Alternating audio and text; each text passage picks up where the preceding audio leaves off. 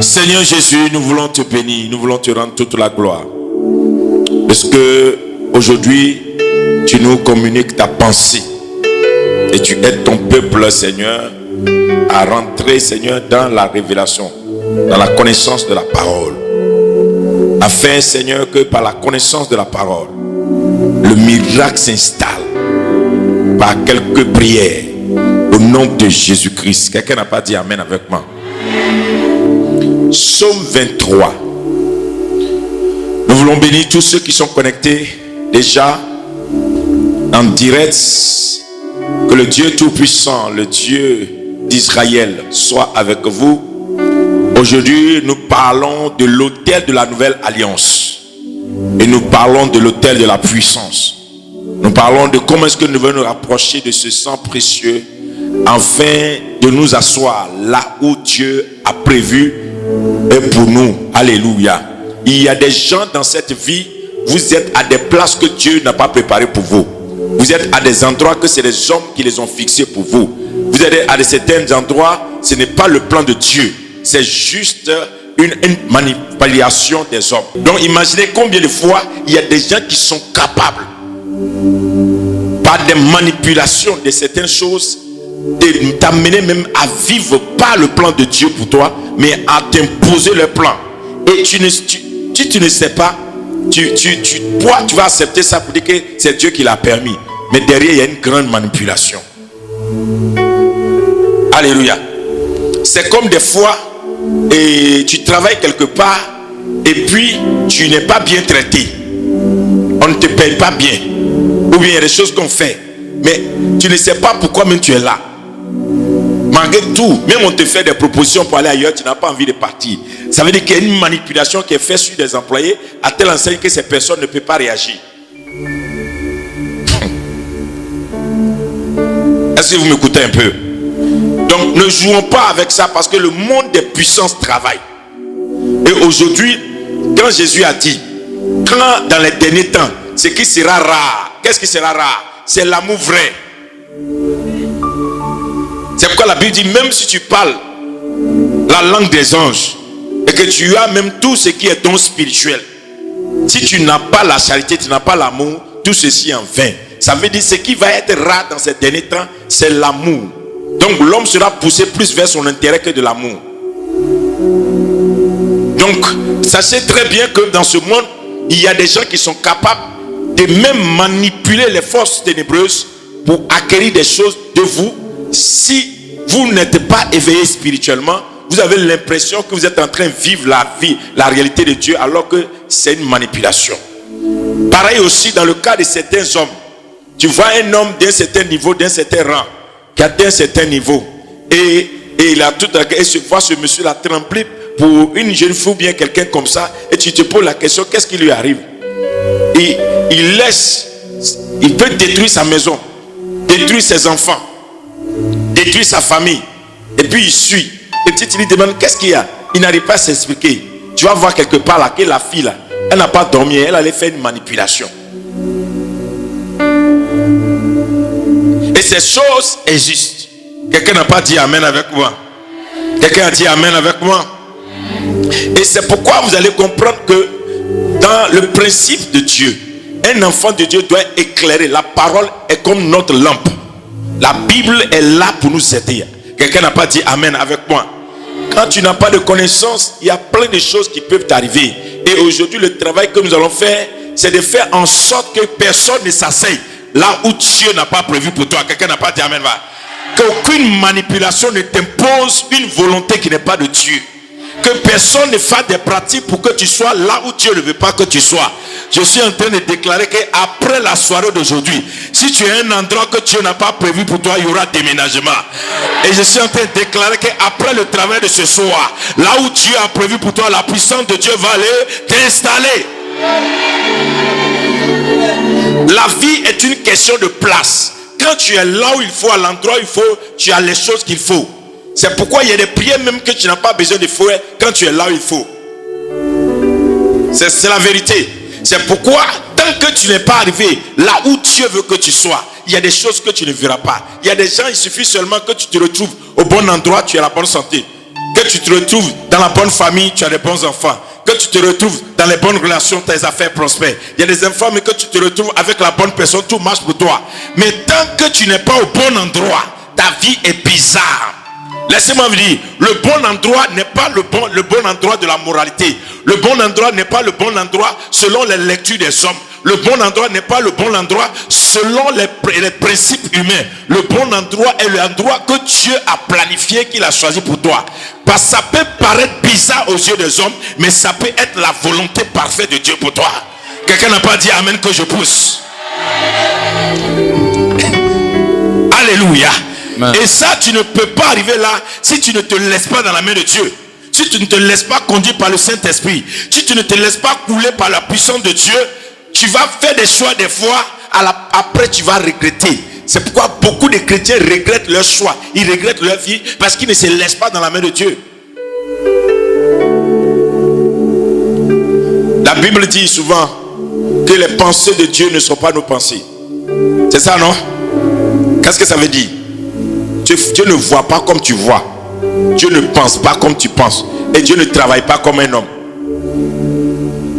Quand tu vas prendre le repas de ce soir, il faut t'abandonner dans la main de Dieu. Laisse Dieu faire, laisse Dieu planifier ta vie. Tes inquiétudes ne peuvent rien réparer dans ton avenir. Tes soucis pour dire l'autre a eu, je n'ai pas eu. Pourquoi moi je suis en retard? Je ne peux pas accepter ça. Ça ne va rien changer dans ta vie parce que chacun est né avec son destin. Chacun est né avec son histoire. Sinon, nous tous on allait naître à Abidjan. Alléluia. Mais on est né dans les différents endroits. Même il y a des enfants de famille même là. Vous avez le même papa, mais le déplacement du papa a fait que toi tu es né à Timbokro, l'autre est né à Man, l'autre est né à Gagnoa, l'autre est né ici. Pareil. Mais vous vous retrouvez, vous êtes même sang. Vous n'avez pas la même histoire. Vous n'avez pas le même destin. Dieu a un plan pour chacun. Donc ne prends pas l'histoire des gens pour faire ton histoire. Si ça marche pour eux, gloire à Dieu pour le moment. Mais tu dois mettre dans ta tête que chaque homme a son tour. Et laisse Dieu programmer ton tour. Quelqu'un n'a pas dit amen avec moi. Laisse Dieu organiser ton tour. Quelqu'un n'a pas dit amen avec moi. Et le travail que nous faisons ce soir, c'est que Dieu te pousse. La puissance de Dieu te pousse dans la volonté parfaite de Dieu. T'oblige et t'installe là où Dieu veut. Quand je lis ma Bible, des fois, moi-même je pleure parce que je me dis, mais pourquoi Dieu n'a pas permis que Jésus n'a pas permis que j'ai cette connaissance-là le plus tôt? Alléluia. Alléluia. Alléluia. Alléluia. Alléluia. Alléluia. Alléluia. Quand des fois tu te regardes les gens qui sont autour de toi. Alléluia. Qui ont eu des conseillers, qui ont eu des gens qui les ont aidés, qui ont eu des parents pour eux, qui les ont instruits. Et puis quand toi tu regardes ta vie, toi qui n'as pas eu de conseiller, tu n'avais pas un papa pour te dire fais ça, personne pour t'aider. Et puis aujourd'hui là, tu fais peur à ces personnes. Ces personnes te craignent, ces personnes te regardent avec respect. Ces personnes là, tu deviens un modèle. Ça veut dire que Dieu là, il existe. Et si tu le connais tôt et que tu te remets en ses mains, je suis sûr que tu ne regretteras pas ta vie parce que le maître des destins, c'est Jésus-Christ de Nazareth. Quelqu'un n'a pas dit amen avec moi? Cette semaine, après ce travail de ce soir, ne sois plus là en train de murmurer. Ne sois plus là en train de réfléchir. Qui sera ma vie? Qu'est-ce que ma vie sera demain? Ton demain ne t'appartient pas. Ton demain appartient à Dieu. Ceux qui réussissent. Ceux qui voyagent. Ceux qui se marient, qui marient. Ceux qui font des enfants, qui font des enfants. Mais quand ton tour va arriver, il y a des gens qui sont nés pour avoir le paquet de miracles. Écoute-moi bien. Il y a des gens qui sont nés pour avoir un paquet de miracles. Il y a des gens là, c'est un. Il y a d'autres là, c'est un paquet. Ça veut dire, Dieu te donne tout en même temps. C'est pourquoi n'envie personne. Après le travail de ce soir, arrête d'envier les gens. Arrête de regarder la vie des gens pour dire que tu es en retard. Qu'est-ce que j'appelle retard? La Bible dit, les premiers vont devenir derniers et les derniers vont devenir premiers. Qu'est-ce que tu appelles retard? Ceux qui sont premiers aujourd'hui, Dieu, rien ne définit qu'ils vont rester toujours la tête. Il paraît qu'ils sont premiers. Mais peut-être dans 10 ans, c'est toi qui seras leur modèle. Dis Amen et que cela t'arrive.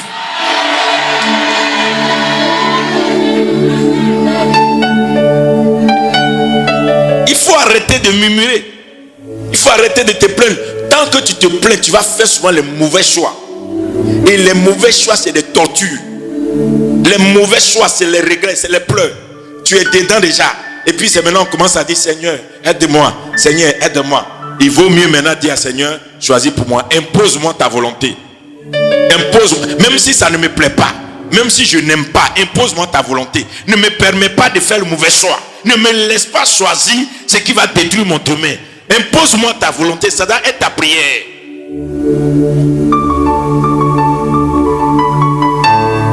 Et quand la volonté de Dieu arrive, c'est amer.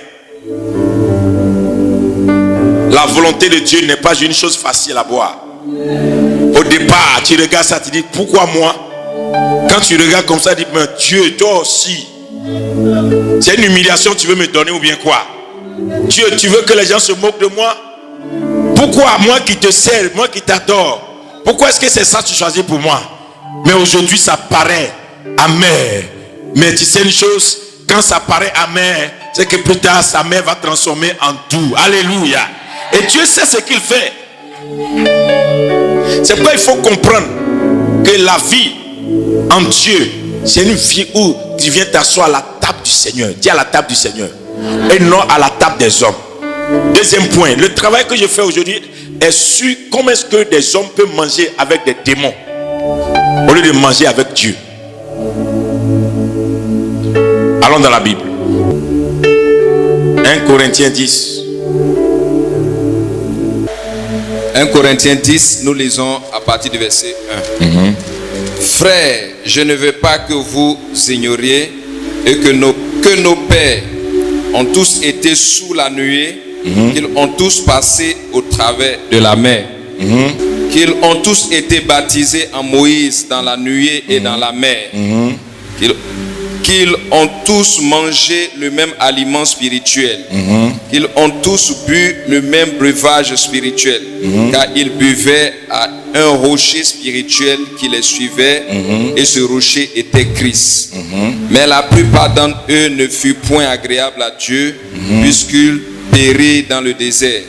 Or, ces choses sont arrivées pour nous servir d'exemple, afin que nous n'ayons pas de mauvais désirs comme ils en ont eu. Ne devenez point idolâtres comme quelques-uns d'eux, selon qu'il est écrit, le peuple s'assit pour manger et pour boire, puis ils s'élevèrent pour se divertir. Ne nous livrons point à l'impudicité, comme quelques-uns d'eux s'y livraient, de sorte qu'il en tomba 23 000 en un seul jour. Ne tentons point le Seigneur comme il le tentait, quelques-uns d'eux, qu'il périt par les serpents. Ne murmurez point, comme murmuraient quelques-uns d'eux, qu'il périt par l'exterminateur. Alléluia. Ces choses leur sont arrivées pour servir d'exemple, et elles ont été écrites pour notre instruction, à nous qui sommes parvenus à la fin des siècles. Ainsi donc, que celui qui croit être debout prenne garde de tomber. Aucune tentation ne vous est survenue qui n'ait été humaine, et Dieu qui est fidèle ne permettra pas que vous soyez tentés au-delà de vos forces. Amen. Mais avec la tentation, il préparera aussi le moyen d'en sortir. Amen. Afin que vous puissiez la supporter. J'arrive au 26. Verset 26. Car la terre est au Seigneur et tout ce qu'elle renferme. Amen. Lis maintenant Romains 11, verset 8 à 10. Suivez bien. Je lis tous les versets et puis maintenant on fait la prière. Romains 11, verset 8 à 10. Selon qu'il est écrit, Dieu leur a donné un esprit d'assoupissement, des yeux pour ne point voir et des oreilles pour ne point entendre. Ok. Jusqu'à ce jour, et David dit, que leur table soit pour eux un piège, Alléluia. un filet, une occasion de chute et une rétribution. Amen. Écoutez-moi bien. Je retourne dans le 1 Corinthiens 10, verset 21. Lis ce verset. 1 Corinthiens 10, verset 21. Oui. Vous ne pouvez boire la coupe du Seigneur Vous ne pouvez boire la coupe du Seigneur et la coupe des démons. et la coupe des démons. Vous ne pouvez participer à la table du À Seigneur la table du Seigneur et à la table des démons. et la table des démons. Maintenant, maintenant allons dans Psaume 23, que le psaume que tous les chrétiens aiment. L'Éternel est mon berger, c'est ça non? Il me conduit dans les verts pâturages. Alléluia. Et le verset 5 dit quoi? Le verset 5. Il dresse devant moi une table Il dresse devant moi une table en face de mes afin adversaires. Tu ointules ma tête afin de mes adversaires, il ointule ma et tête ma coupe déborde. et ma coupe déborde. Oui, Oui, le bonheur et le la bonheur et la grâce grâce m'accompagnent. m'accompagneront tous Voilà, les jours. ce verset-là, tous les chrétiens récitent.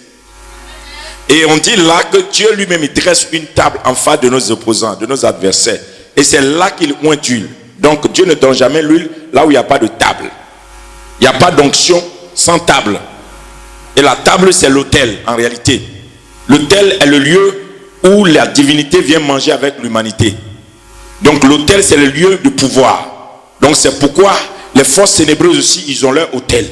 Et vous allez lire dans la Bible, l'histoire de la Bible a travaillé avec l'autel. Abraham, le Dieu que nous adorons est le Dieu d'Abraham, d'Isaac et de Jacob, parce que ce père-là, ils ont bâti des autels. Tant que Dieu se révèle à un homme, quand Dieu s'est révélé avec Elohim à Abraham, Abraham a bâti un autel. Quand Abraham et Jacob a vu les anges monter et descendre, la Bible dit que Jacob a pris une pierre et Jacob a installé la pierre, il a ointu la pierre et il a bâti un autel. Ici, ça s'appelle Bethel. Donc un autel, c'est quelque chose qu'on dépose et puis on fait des libations dessus. Alléluia. Un lieu où on invoque le surnaturel, on invoque les divinités. Et la Bible dit que plus tard, alors Isaac aussi a bâti des autels. Alléluia. Si nous n'allons pas citer pour aller, on va aller directement à Jésus. Et Dieu, pour gagner l'humanité, la Bible dit que Golgotha est l'autel. Alléluia. Et mais allons, je vous ramène d'abord à Abraham. Abraham qui est le père de la foi. Dieu indique à Abraham d'aller sur une montagne, le mont Moriah. Et sur cette montagne, la Bible dit que Abraham a pris son fils, mais il avait aussi le feu, il avait le couteau et il avait le bois pour le sacrifice. Arrivé sur la montagne, Abraham a mis son fils, il a bâti l'autel avec des pierres, il a mis le bois et il a déposé le fils sur l'autel afin de le sacrifier pour que la puissance de Dieu vienne. Et c'est là que Dieu lui dit non, tu ne prends pas l'enfant, prends plutôt le taureau qui est là. Alléluia. Ainsi de suite. Si vous voyez bien, quand il y a eu de conflit entre Élie et les prophètes de Baal, la démonstration de puissance ne s'est pas faite en parole. La démonstration de puissance s'est faite autour de l'autel. Les prophètes de Baal ont bâti leur autel avant de danser, avant de faire leur incantation. Ils ont fait leur autel, ils ont fait leur incantation, ça n'a pas marché. Et quand Élie est venu, il a renversé leur autel. Il a réparti un autre autel pour le Seigneur. Et il a mis maintenant verser de l'eau sur l'autel. Il a invoqué le feu et le feu est descendu. Quelqu'un me suit un peu? Donc quand Jésus vient, Dieu voulant sauver l'humanité, la Bible dit que Dieu va donner son fils en sacrifice. Comment il a donné? Dans la préfiguration d'Abraham qui a donné son fils à la montagne de Moriah, dans cette préfiguration, Dieu aussi va donner son fils au mont Golgotha. Moriah, Golgotha. Et la Bible dit le bois dont on parle, c'est la croix. Et le sacrifice, c'est le fils. Comme Abraham était aussi au mont Moriah, avec le bois et le fils, le feu. Mais le sacrifice, au lieu que ce soit le fils, c'était le taureau que Dieu a révélé. Mais au mont Golgotha, c'est le fils. Mais le fils avait porté le bois. Isaac aussi a porté le bois. Jésus aussi a porté le bois. Et arrivé à Golgotha, la Bible dit que Jésus était le sacrifice qu'on a mis sur ce bois. Cette fois-ci, Dieu n'a pas empêché. Et le sang a coulé. Est-ce que vous me suivez un peu? Et donc le sang de Jésus coulé à Golgotha, en réalité, c'est par là maintenant que le Dieu Tout-Puissant, Dieu va venir rencontrer maintenant l'humanité sur la terre, par la puissance de l'autel. Et donc, ça veut dire que désormais, Dieu vient, par le sacrifice de son Fils, répandre maintenant son odeur, sa puissance sur la terre et rencontrer les hommes. Donc, toutefois que des gens bâtissent des faux autels et vous invitent sur des tables qui sont des tables des démons. Comment les tables des démons? Je vais là-bas avant d'arriver sur la table du Seigneur. La table des démons, c'est que des gens bâtissent des autels. Ils bâtissent des choses et vous invitent. Et vous mangez avec leurs démons. Quand vous mangez avec eux, maintenant ils ont le droit d'avoir accès à vous. Si Jésus n'était pas arrivé à Golgotha, Dieu n'a pas le droit d'avoir accès à l'homme. Il n'y aura pas de conversion, il n'y aura pas de transformation, il n'y aura pas de puissance sur la terre, il n'y aura pas de guérison, il n'y aura pas tout ce que vous voyez aujourd'hui comme des milliers de personnes, des millions de personnes qui sont converties. C'est juste l'œuvre de Golgotha qui fait qu'aujourd'hui il y a des petits Christ, il y a des chrétiens, alléluia, et que partout il y a des millions de chrétiens. Mais s'il n'y a pas eu l'œuvre de Golgotha, il n'y a pas de salut. Quelqu'un me suit un peu? Donc c'est le sacrifice sur l'autel. Et donc quand on parle de la table des démons, c'est les gens qui ont bâti des autels, et par ces autels-là, ils font des invocations à des divinités qui ne sont pas forcément la divinité sainte, c'est-à-dire notre Dieu tout-puissant. Alléluia. Il y a un seul Dieu. Il n'y a pas plusieurs dieux. Il y a un seul Dieu. Mais ceux qui ont des démons, ils ont plusieurs dieux. Nous, on a un seul Dieu. Mais ceux qui ont des démons, ils ont plusieurs dieux. Et ils font des sacrifices à leurs dieux sur leurs autels. Donc la Bible dit, vous n'allez pas boire la coupe des démons et boire aussi, et manger aussi à la table des démons. Et venir aussi vous associer et manger à la table du Seigneur. Ce qui fait que les chrétiens n'ont pas la puissance de Dieu, c'est qu'ils mangent partout.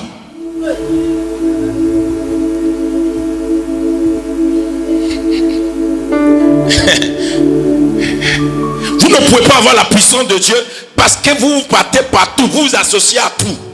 Dieu est unique. Dieu n'est pas un Dieu qui se mélange, sinon il n'allait pas être jaloux. On dit tu n'adoreras que notre Dieu, que ton Dieu. Donc des chrétiens de ces derniers temps sont des chrétiens qui acceptent tout. Tu ne peux pas y arriver. Parce que Dieu interdit que tu manges à la table des démons, que tu viens manger avec lui. La table des démons, ça paraît comme un truc simple, mais c'est un lieu de puissance. Je donne un exemple. Vous qui avez vu la pratique des jumeaux, on prend un bois, on met le bois sur une table, et puis on donne à manger à ce bois. Et on dit que ce bois-là représente les jumeaux qui sont venus dans la famille, qui sont partis. Qui a déjà vu ça? En Afrique, ça existe. Et ce bois-là, que tu négliges, devient une puissance dans la maison. Bon, en dehors de ça, quelqu'un te dit que j'ai fait un hôtel. Il met une table, il met seulement des bougies, et puis il met des choses, et il commence à faire des invocations. Les esprits vont se présenter là. C'est une table, c'est un hôtel. Il y a des gens, leur Dieu là, il leur donne de la nourriture, il leur donne des fleurs, il donne tout, chacun à sa manière d'adorer son Dieu. Mais tu vas peut paraître comme banal, mais là, il invoque des puissances, ça va venir. Alléluia. Et donc, des gens comme ça, ils ont leur table, et vous partez manger à leur table. Vous ne pouvez pas garder la puissance de Dieu en vous. Toi, tu es chrétien, tu consultes tes féticheurs pour demander à Dieu de l'accomplir. C'est-à-dire, il y a beaucoup, leur révélation là, ce n'est pas Dieu qui leur a donné.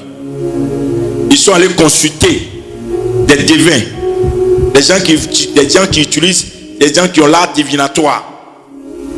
Ils ont consulté des gens comme ça, et les gens leur ont dit, voici tu auras 5 enfants, voici tu vas faire ça, voici faire. Et il vient maintenant à l'église et puis il dit, je fais offrande pour que le Seigneur exauce ça. Ce n'est pas la parole de Dieu, c'est la parole des dieux. Donc tu vas faire tout à l'église, ça ne va pas s'accomplir. Parce que ce n'est pas à la table du Seigneur que tu as reçu cela. Quelqu'un n'a pas dit amen avec moi? Il y a beaucoup de personnes qui viennent dans la maison du Seigneur qui sont doubles. Tu fais tout. C'est pourquoi aujourd'hui les gens sont accros à la prophétie. Parce qu'ils ne savent pas ce que c'est que la prophétie. Alléluia. Dieu là, il ne parle pas quand les autres dieux parlent. Dieu, notre Dieu, quand les autres dieux parlent, il ne parle pas. Ça veut dire qu'en réalité, quand Dieu sait que tu as consulté les faux dieux, Dieu ne se révèle plus à toi. Jusqu'à ce que toi, tu te soumettes à Dieu Tout-Puissant pour qu'il te donne maintenant sa révélation. En réalité, la révélation que les faux dieux te donnent est la révélation du deuxième ciel. Parce que les faux dieux ne peuvent pas monter, ils ont été déjà précipités du troisième ciel. Donc ils n'ont plus accès aux informations du troisième ciel. Ils n'ont accès qu'aux informations du deuxième ciel. Donc le faux, tous ceux qui font des pratiques, qui ont des faux dieux, ils vous donnent une information qui paraît être vraie, mais c'est vrai d'un petit niveau, d'un petit degré de niveau. Donc arrêtez, ça ne peut pas atteindre ta vraie destinée. Parce que l'information originale est à un niveau où il ne peut plus avoir accès. Il y a longtemps qu'il a été précipité. Quelqu'un n'a pas dit amen avec moi. Donc tu ne peux pas prendre cette information pour venir dire Dieu bénis-moi. C'est pourquoi il y a des gens qui disent depuis que je suis chrétien, rien de mal dans ma vie. Pourquoi? Comment tu as fait pour avoir ton argent avant de devenir chrétien?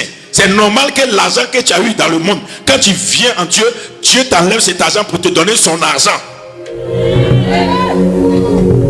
J'ai rencontré une fois une femme qui dit mais mon mari et moi on s'entendait très bien, mais depuis que je suis devenu chrétien ça ne se passe plus. Mais tu as marabouté, tu as fait des choses pour que le monsieur te marie. Maintenant tu es venu en Dieu, la délivrance est venue, le monsieur ses yeux sont ouverts.